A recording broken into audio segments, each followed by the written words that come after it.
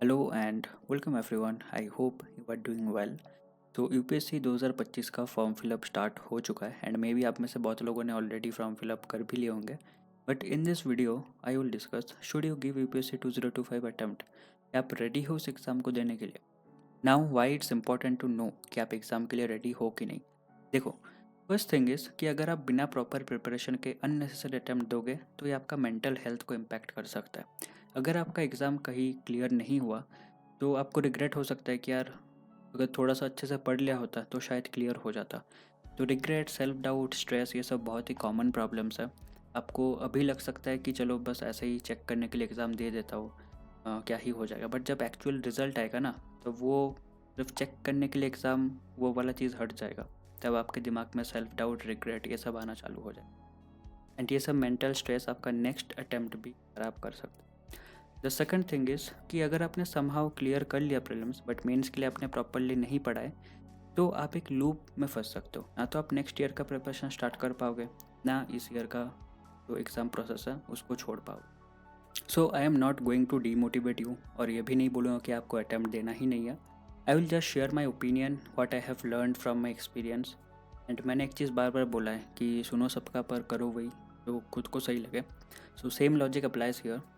We will see via a checklist कि आप अपने प्रिपरेशन का अभी किस स्टेज पे हो एंड मोस्ट प्रेफरेबली किस स्टेज पे आपको अभी रहना चाहिए, so that you can decide whether you want to give this attempt और स्किप इट।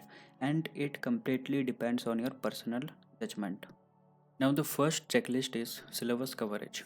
देखो, मेंस का जो जीएस सिलेबस है, जो कि आपको यूपीएससी नोटिफिकेशन में बहुत ही वेल डिफाइंड मिल जाता है, वो एटलीस्ट 50% कवर तो होना ही चाहिए। मोस्ट प्रेफरेबल है कि आप पूरा ही कवर करो, बट किसी वजह से अगर नहीं हुआ है सो एटलीस्ट 50% तो होना ही।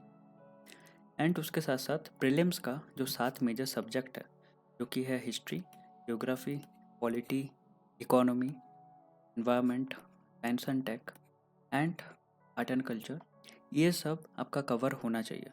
ठीक है। और इसके साथ साथ जो आपका ऑप्शनल पेपर है, उसमें से एटलीस्ट एक होता है पेपर 1, एक पेपर 2, इन दोनों में से किसी एक पेपर को आपने एटलीस्ट कंप्लीट कर रखा हो। ठीक है। सो ये तो हो गया सिलेबस। Now answer writing. तो आंसर राइटिंग में फर्स्ट जो चीज़ है, ये आपको आंसर राइटिंग के बेसिक्स पता है, कैसे एक आंसर को फ्रेम किया जाता है एंड कैसे उसमें डायग्राम वगैरह यूज़ करके उसमें वैल्यू एडिशन किया जाता है। ये सब बेसिक चीज़ें आपको पता है। एंड उसके साथ साथ मेंस का एटलीस्ट 20 से 25 क्वेश्चन आपने आंसर किया।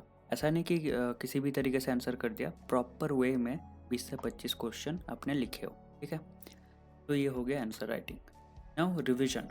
तो प्रीलिम्स में जो 7 मेजर सब्जेक्ट है, उनका मिनिमम 2-3 रिवीजन तो होना ही चाहिए टिल द डेट जब आप प्रीलिम्स दे रहे हो। ये मैंने बहुत मिनिमम बोला, ये तो होना ही चाहिए। इससे ज़्यादा अगर आपने रिवीजन कर रखा है so that is well and good. Now the most important checklist, that is test.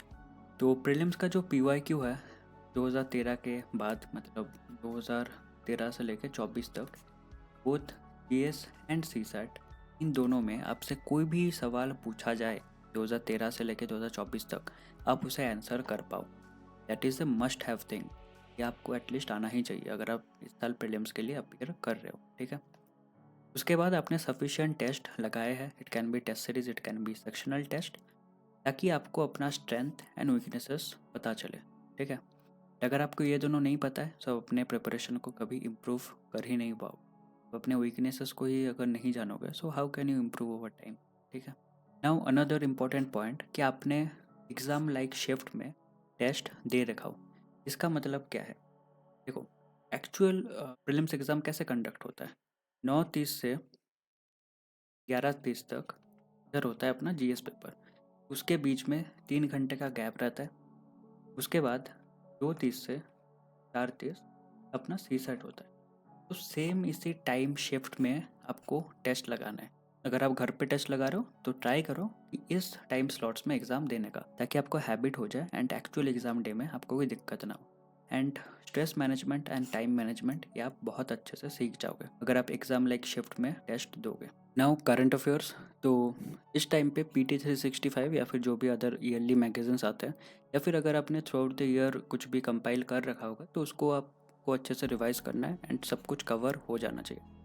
इधर एक छोटा सा टिप कि करंट अफेयर्स पे ओवर फोकस मत करो। बहुत बार बोला है कि स्टैटिक से ही एग्ज़ाम निकलेगा, एंड करंट अफेयर्स में जो आप पढ़ते हो वो अल्टीमेटली स्टैटिक ही होता है। उसके न्यूज़ के वजह से वो करंट अफेयर्स में होता है, वरना वो भी एक स्टैटिक ही चीज़ है। ठीक है, तो अगर आपने ये चेकलिस्ट पास कर लिया है सो कंग्रेचुलेशन, अब बहुत अच्छे स्टेज पे हो 2025 का अटेम्प्ट देने के लिए। और अगर आपने ये चेकलिस्ट पास नहीं किया है सो इन माय पर्सनल ओपिनियन आपका प्रिपरेशन और बेटर हो सकता था। बट अगर आपको इस साल में ही अटेम्प्ट देना है so it's your own judgement, आपको जो सही लगे वो करो। बट एक छोटा सा सजेशन रहेगा कि यार मेंटली पहले से प्रिपेयर रहना, ताकि इस साल का अटेम्प्ट आपका दूसरा साल ख़राब ना करे। तो आज के लिए बस इतना ही। आई होप वीडियो से आपको थोड़ा भी हेल्प मिला होगा, एंड वीडियो अगर पसंद आया तो लाइक कर देना, चैनल को सब्सक्राइब कर सकते हो। टिल देन अच्छे से प्रिपरेशन करो। Good luck.